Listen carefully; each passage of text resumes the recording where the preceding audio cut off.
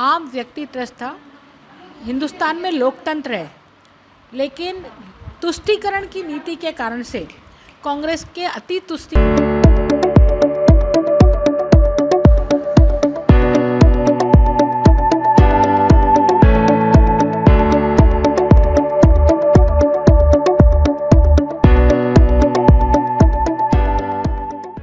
देखिए, माननीय मोदी जी जो काला कानून कांग्रेस के समय बनाया गया था, उस काला कानून को संशोधित करने वाले हैं। मैं माननीय मोदी जी को बधाई देती हूं और आशा करती हूं कि ये पूर्ण बहुमत के साथ में संसद में ये बिल पारित होगा, क्योंकि इस बिल के बहुत सारे प्रावधान ऐसे थे जिससे आम व्यक्ति ट्रस्ट था। हिंदुस्तान में लोकतंत्र है, लेकिन तुष्टीकरण की नीति के कारण से, कांग्रेस के अति तुष्टीकरण के कारण से इस प्रकार का कानून बनाया गया, जिसके से बहुत सारी संपत्तियां जो किसी व्यक्ति विशेष की थी वो नाजायज़ तरीके से बोर्ड के अधीन चली गई। आज भी लोग परेशान हो रहे हैं, तो उस बिल को पुनः संशोधित करके आज संसद में पेश किया जाएगा। हमारे लिए बहुत ही खुशी की बात है कि वास्तव में हिंदुस्तान में जो लोकतंत्र है, उस लोकतंत्र के सही मायने में सबका साथ, सबका विकास, सबका विश्वास, सबका सहयोग ये है। तो सबको समान दृष्टि से देखा जाना चाहिए, ना कि किसी वर्ग विशेष में अति तुष्टीकरण के कारण से उनको ये असीमित अधिकार दिए जाने चाहिए। और उसी बात को लेकर के आज संसद में ये बिल पारित हो रहा है। मुस्लिम समाज में विरोध भी है। देखिए, जो लोग विरोध कर रहे हैं, है ना, या तो उनको इस कानून की जानकारी नहीं है या उनको गुमराह किया जा रहा है। यदि वो इस कानून के बारे में अच्छे से समझ लें और पढ़ लें इस कानून को, तो मुझे लगता है कि वो इसका विरोध नहीं करेंगे। देखिए, वक्फ बोर्ड के बिल के लिए तो मैं आपको एक उदाहरण देना चाहूँगा कि शहीद आज़म भगत सिंह जी, जो कि आज की इस देश के युवा की प्रेरणा स्रोत है, जब उन्होंने आज़ादी का डंका बजाने की, जब अपनी शहादत की जब बात करी थी, तो तथाकथित उस समय जो अंग्रेजी राज था, उन्होंने उनको प्रोसिक्यूट किया था, तब आतंकवादी कहा था, क्योंकि उनकी प्रोसिक्यूशन इससे देखी थी। लेकिन जब देश आज़ाद हुआ और जब उनकी आज़ादी की जो उसके जो कैलकुलेशन हुई, तब शहीद भगत सिंह का जो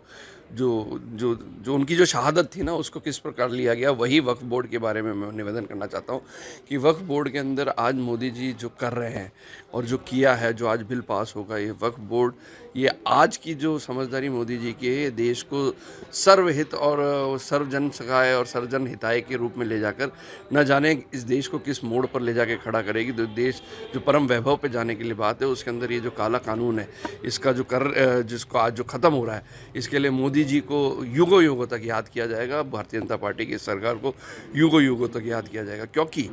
जो कांग्रेस की राजनीति रही है पिछले 55-60 साल जब इन्होंने राज किया, तब की वो थी पॉलिटिक्स ऑफ अपीजमेंट, यानी कि खुश करने की राजनीति। और मोदी जी ने सर्वप्रथम जब 12-15 साल से जो राज, 14 साल से जो राज चल रहा है, उसमें उन्होंने पॉलिटिक्स ऑफ अपीजमेंट को ख़त्म करके पॉलिटिक्स ऑफ प्रोग्रेस किया है। सबका साथ, सबका विकास, सबका विश्वास और सबका पूर्ण विश्वास, ये जो उन्होंने जो दिया है, इसलिए उनके लिए कोई मायने नहीं रखता। देश हित सर्वोपरि है और देश में रहने वाले 140 करोड़ देशवासी, उनके सभी, उन्होंने तो वैसी 4 जातियां बता रखी है, युवा, महिला, गरीब और किसान, उसके अलावा उनके लिए कोई जातियां नहीं है। और जो इसका विरोध कर रहे हैं, मेरा हाथ जोड़ के निवेदन है कि इस मुस्लिम समुदाय के प्रबुद्ध जनों से, कि वे जानते हैं कि ये वक्फ बोर्ड में गिने चुने मुस्लिम समुदाय के गिने चुने उलेमा और वो लोग किस प्रकार से इसके अंदर राज करते थे और किस प्रकार से करते थे, और गरीब मुसलमान जो अनभिज्ञ है इससे, उनको गुमराह कर कर, उनको इस प्रकार से उत्तेजित कर कर इस प्रकार का जो विरोध करा रहे हैं, काली पट्टिया पे, ईद के दिवस पे काली पट्टी बंधवा के आप नमाज़ पढ़वा रहे हो, तो अल्लाह ताला क्या आपको करेंगे। लेकिन मेरा फिर भी निवेदन है कि मैं मुस्लिम समाज के पढ़े लिखे लोगों से निवेदन करना चाहता हूँ हाथ जोड़ के, कि जिस प्रकार से 3 तलाक का मोदी जी ने 3 तलाक को मंजूरी दिला के मुस्लिम समुदाय की महिलाओं के ऊपर जो